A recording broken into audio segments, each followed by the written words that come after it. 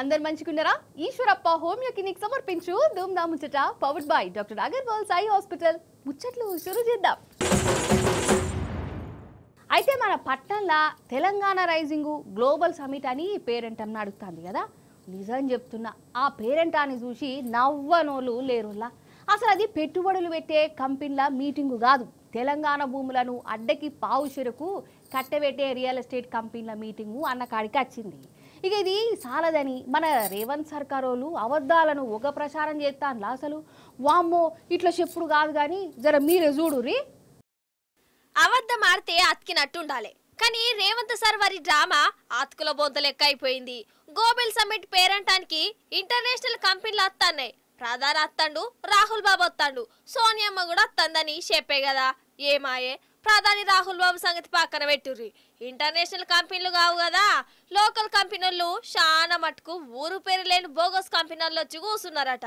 ఇక వాళ్ళతోని మీటింగ్లు పెట్టి ఇన్ని లక్షల కోట్ల పెట్టుబడులు అన్ని లక్షలు వస్తున్నాయి అని కాయిదాలు రాసుకున్నట్టు కథ నడిపిరట కదా. ఇక కోట్ల రూపాయలు ఖర్చు పెట్టి గింత పెద్ద పేరెంటం పెట్టినందుకు ఏ పాటి పెట్టుబడులు వచ్చినాయని ఏ పాటి కథ అయిందని అడుగుతారు కదా. ఇక గట్ల ఇజ్జత్ పోవద్దని కావచ్చు పేపర్లతోని మీడియా వాళ్ళతోని అబద్ధపు రాతలు రాయించిరట కాదు. అంతేందుకు జాతీయ మీడియాలనేమో 1,80,000 కోట్ల రూపాయల పెట్టుబడులు వచ్చినాయని ప్రచారం చేయించారు. ఇక మన లోకల్ పేపర్ వాళ్ళు తక్కువనా? మన రేవంత్ సారు ఎట్లా చెప్తే గట్లా చెప్పినట్టే రాసినట్టు కొడుతుంది. ఈ పెట్టుబడుల మీద ఈనాడు పేపర్ వాళ్ళది ఒక లెక్క, ఎలుగు పేపర్ వాళ్ళది ఇంకో లెక్క. 2,43,000 కోట్ల రూపాయలు వచ్చినాయి అహో అని ఎలుగు పేపర్ రాసుకొస్తే, ఇక ఈనాడు పేపర్ ఏమో రేవంత్ సారు మస్తు తారీఫ్ చేయాలని డైరెక్ట్ 4 లక్షల కోట్ల రూపాయలని అచ్చయ్యనే వేసింది. ఇక ఇది జాలదని జానారెడ్డి సార్ వారి పుత్నరత్నం కంపెనీ 4,650 కోట్ల రూపాయల పెట్టుబడి పెడుతుందని జనాల చెవులలో పువ్వులు పెడుతుర్రు. చెవుల పూలని ఎందుకు అనవలసి వస్తుందంటే అసలు ఆ కంపెనీ ఇల్వనే 10 లక్షల రూపాయలు లేదు. ఆ సొంటిది అదట 4.5 కోట్ల రూపాయల పెట్టుబడి పెడుతుందట. ఇక చెప్పేటోడు ఈనాడైతే ఈనటోడు తెలంగాణోడు అని అనుకుంటారు కావచ్చు. గంత అమాయకంగా కనబడుతున్న మానోళ్ళ అసలు వీళ్ళకు.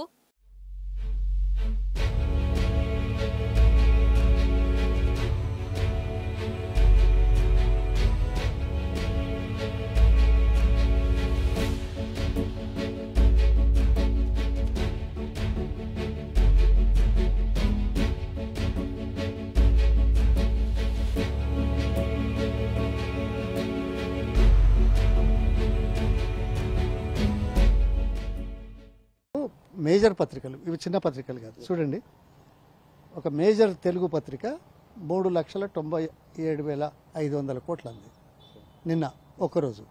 ఇంకో మేజర్ పేపరు, నేషనల్ పేపరు 2,50,000 అన్నది. ఇంకో ఇంగ్లీష్ నేషనల్ పేపరు 1,80,000 కోట్లు అన్నది. ఇంకో పేపరు 1,88,000 కోట్లు అన్నది. నేను కాదనా, వాళ్ళకి ఎక్కంచెలు వచ్చాయి, వాళ్ళు ఊహించి రాస్తారా? ఎవరో ఒకరు మీరు చెప్తేనే కదా ప్రభుత్వంలో ఉన్నవాళ్ళు. ప్రభుత్వంలో ఉన్న వాళ్ళు చెప్పకుండా వీళ్ళు రాస్తారని నేను అనుకుంటే తప్పు కదా.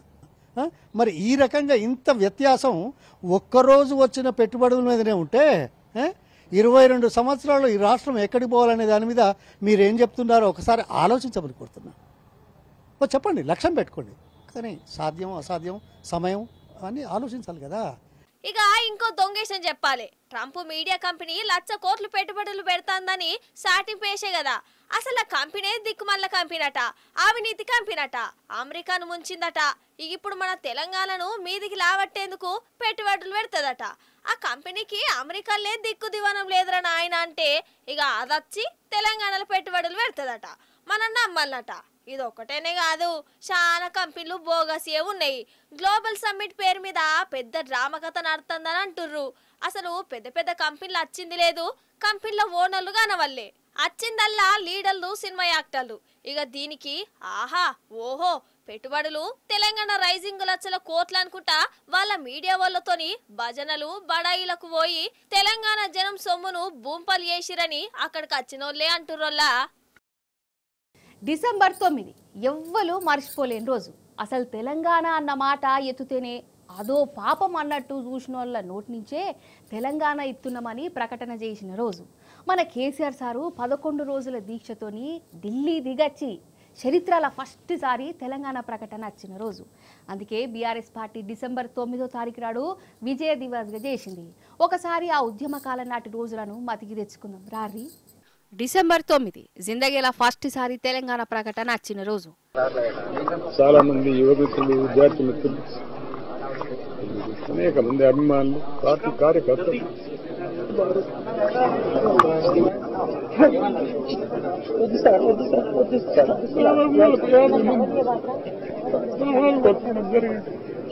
శివయాత్ర ద్వారా తెలంగాణ రావాలనుకున్న తప్ప ఆ పిల్లలు చావాలని చెప్పి నేను అనుకోలేదు. ఆ కుటుంబాలకు, ఆ తల్లిదండ్రులకు కూడా నేను పూర్తి క్షమాపణలు చెప్పుకుంటాను. అప్పటి కేంద్ర ప్రభుత్వం తెలంగాణ ఇస్తున్నామని చెప్పుడుతోటే మనకు స్వాతంత్రం వచ్చిందని సంబరపడ్డ రోజు. తెలంగాణ అచ్చుడు, కేసీఆర్ సచ్చుడు అని దీక్ష బట్టి ఢిల్లీ మెడలు వంచి వాళ్ళను కిందికి దింపిన రోజు. కేసీఆర్ సారు 11 రోజుల దీక్ష ఫలించిన రోజు. The process of forming the state of Telangana will be initiated. An appropriate resolution will be moved in the State Assembly. We have requested the Chief Minister of Andhra Pradesh to withdraw the cases filed on or after November 29, 2009 against all the leaders, students and others associated with the present agitation. The Chief Minister has informed us that he will take the necessary steps in this regard. We are concerned about the health of Sri K. Chandrasekhar Rao. We request him to withdraw his fast immediately. We also appeal to all concerned, especially the students, to withdraw their agitation and help restore normalcy. ఈ ఒక్క ప్రకటనతోటి ఆనాడు తెలంగాణ సంబరాలలా మునిగింది. అమరవీరుల త్యాగాలను యాదికి తెచ్చుకొని 20 ఏండ్ల కళ నిజమైంది. అలై బలై తీసుకున్నారు. అందుకే డిసెంబర్ 9వ తారీఖు నాడు ప్రతి తెలంగాణ బిడ్డ యాదికి పెట్టుకుంటుంది. అప్పటి రోజులను దాల్చుకొని విజయ్ దివస్ పేరుతోని సంబరాలు చేసుకున్నది. అమరవీరులకు దండం పెట్టి తెలంగాణ కోసం పానాలు పరంగా పెట్టిన కేసీఆర్ సార్కు శనార్థులు చెప్పుకుంటా ఇగో గిట్ల ఊరు వాడ విజయ్ దివస్ వేడుకలు చేసుకున్నారు.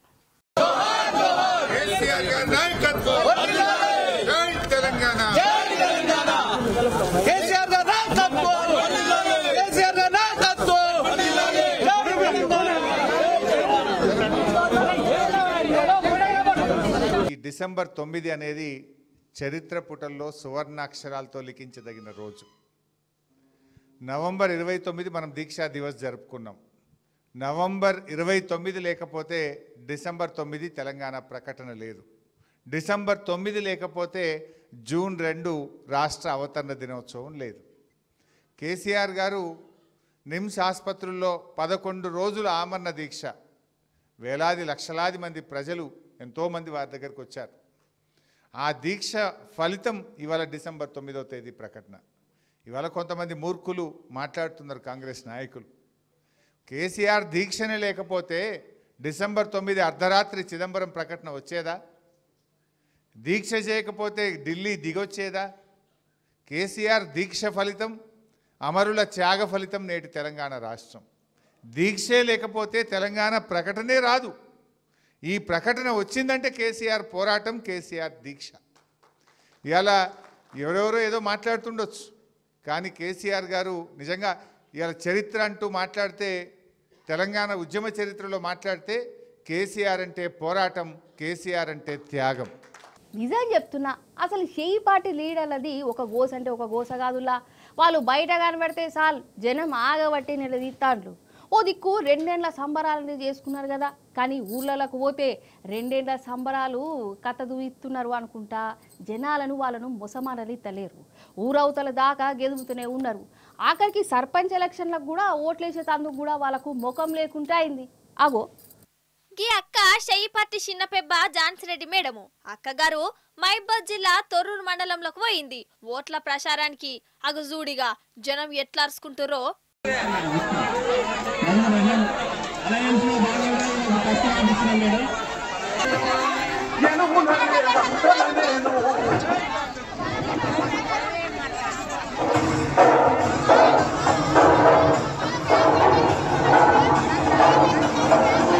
జనాలు పొట్టు పొట్టు తిట్టిరోలా. 2 ఐదేళ్లలో కాంగ్రెస్ పార్టీ ఏం మావలు చేసింది, ఏం బాగు చేసింది, స్కీములన్నీ ఎటుపోయినాయి, ఏమైనాయి, కళ్యాణ లక్ష్మి పైసలు ఎందుకు ఇత్తలేరని గట్టిగా నిలదీసిర్రు.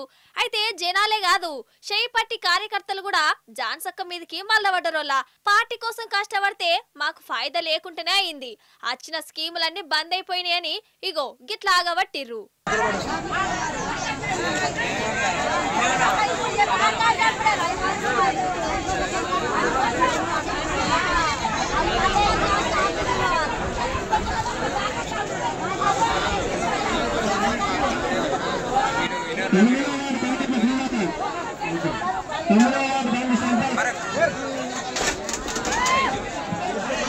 ఇక సొంత పార్టీ కార్యకర్తలు ఊరి జనాలు గిట్ల నిలదీసుడుతోనే పాపం జాన్సక్కకు ఏం చేయాలో అర్థం కాలే, ఎట్లా సంజాయించాలో ఏందో ఎలే. ఏదో బుదగరిద్దామని చూసింది గాని వాళ్ళిన్లే ఎందుకింటారు, ఏదో మార్పు అనుకుంటా ఓట్లేయించుకొని కేసీఆర్ సార్ తెచ్చిన పాత స్కీమ్లను కూడా రాకుండా చేసే వరకల్లా ఇగో వీళ్ళు గిట్ల గరమయ్యారు. ఇక లాస్ట్కి ఎట్లనో గట్లా ఆ ఊరికి వెళ్ళి బయటపడ్డది. ఈ ఒక్క ఊరనే కాదు, తెలంగాణ అంతటా గిదే కతున్నది. షెయి పార్టీ లీడర్లు ఏడ కనబడ్డా ఇగో జనం గిట్ల నిలదీత్తనే ఉన్నారు. అయితే కొన్ని హిందీ సినిమాలు తెలుగు సినిమాలల్లా రాబరీలు ఎట్లా జరుగుతాయోలా, అయ్యో గదే దొంగతనాలు. అక్కడికి హీరోగాడే దొంగోడైందనుకో, బైకును స్పీడ్గా నడుపుకుంటా జంపింగులు గింపింగులు చేసుకుంటా కళ్ళు మూర్చి తెరిచే అందరినే ఉన్నాయి లేని అన్నీ ఎత్తుకోపోతాడు కదా. మన బాలకృష్ణ సినిమాలలో గసంటి బొచ్చడి సీన్లు ఉంటాయి. అయితే సినిమాలను మించిన దొంగతనం మీకు ఇప్పుడు చూపించాలి, చెప్పున చూసేవారు ఆలస్యం చేయకుండా. ఇది గా షోలాపూర్ హైవే రోడ్డోల్లా ముంగట పెద్ద బస్సు పోతాంది, వెనక 2 బండ్లు వస్తున్నాయి. స్పీడ్ గా దంచుకొత్తురు కదా. ఇక వీళ్ళు ఏం చేస్తారో మీరే చూడురి, గంతే అటెన్కు ముచ్చట చెప్తాగని.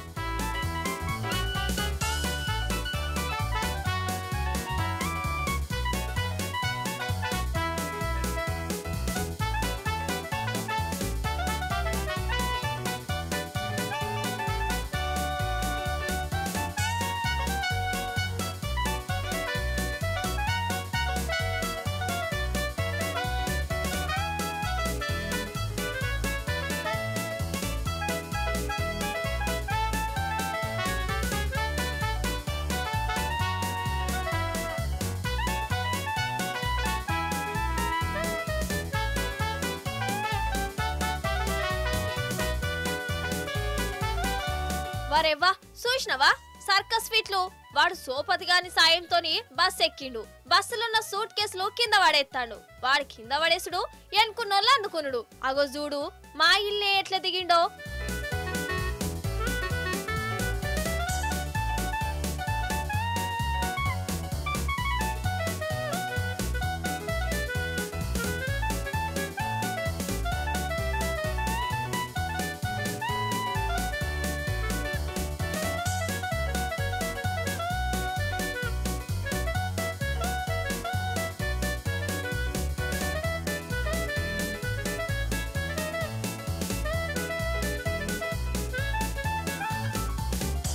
ఇది దొంగల ముఠానొల్ల కదలే బస్సులో ఉన్న సూట్ కేసులు ఎత్తుకుపోయే బ్యాచ్ అట. అసలు ఏమన్నా టాలెంటా చూసారా అసలు వీళ్ళను? అసలు ఆ కమిట్మెంట్, ఆ విజన్, ఆ పద్ధతి, ఆ తారీఖు. అసలు నన్ను అడిగితే సినిమాలల్లో హీరోలు గుండగాలు కూడా గిట్లా వేయరు కావచ్చు. గ్రాఫిక్స్ లేదు, డూపులు లేవు, డైరెక్ట్ దొంగలే. గిట్లా పానాలకు తెగించి సాహసం చేసి మరి సూట్ కేసులు ఎత్తుకుపోయిర్రు. ఓ దిక్కు బస్సు గంత స్పీడ్ గా పోతూనే ఉన్నది. బళ్ళు తోలుకుంటేనే గిట్లా దొంగతనాలకు తెగబడ్డారంటే నిజంగా ఇల్లు దొంగలకే దొంగలు పోరి. అసలు నన్ను అడిగితే ఈ దొంగలను గిట్లా ఇడిచిపెట్టకుండా సినిమాలలో స్టంట్ మాస్టర్లుగానో, ఫైట్ మాస్టర్లుగానో, హీరోలకు డూపులుగానో తీసుకుంటే అసలు సినిమాలలో సీన్లు ఏమన్నా రక్తి కడతాయా కదా. సరే ఇప్పుడు ఇంకో పెళ్లి ముచ్చట చెప్తా. పెళ్ళి అంటే సంబరం, ఆటలు, డ్యాన్సులు, పాటలు. అయితే అప్పుడప్పుడు నవ్వులు పోయి నువ్వులు కూడా అవుతాయి. గట్లనే అయింది ఒక పెళ్ళింట్లా. పాపం అగో చూడుని మీరే. ఆహా అగో డాన్సులు అసలు ఏమన్నా గుర్తురా? గీ నడిమిట్లు ఉన్న మనిషి అయితే భూమి మీద ఆవుతలేడు కదా. చుట్టుముట్టు ఆడోళ్ళు ఉన్నారు, నడిమిట్లు అయిన డాన్సులు చేస్తాండు. అది కూడా అందరికందరూ ఇంటి మీదకెక్కి మరి డాన్సులు చేస్తాండోళ్ళ. అయితే హిమాచల్ ప్రదేశ్ రాష్ట్రంలో ఉన్న ఒక ఊర్లే లగ్గమైంది. ఇక పెళ్ళంటే సంబరమేనా, కానీ వీళ్ళ సంబరం ఇంకా ఎక్కువైంది. ఈ సంబరంలోనే ఇల్లెక్కి మరి డాన్సులు చేస్తుర్రు. అంతల్ని ఇగో ఇటుకెళ్ళి చూడురోళ్ళ ఏమైందో.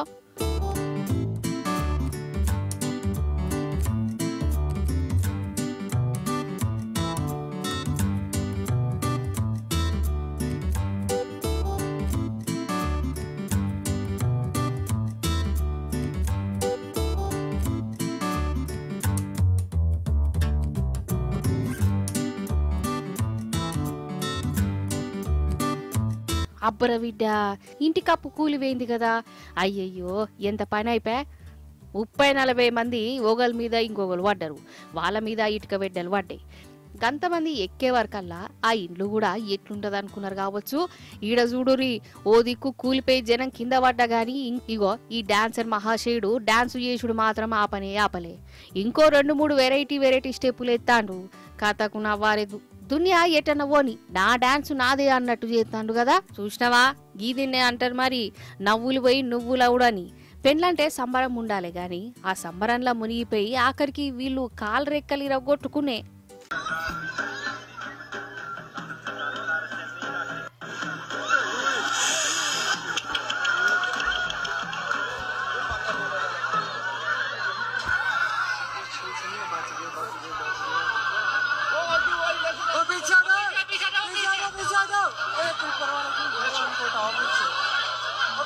చూసిరు కదా, ఇది ఇవాళ ముచ్చట్లు. మళ్ళీ వచ్చే పారి మంచి ముచ్చట్లు పట్టుకత్తా ఉంటా మరి.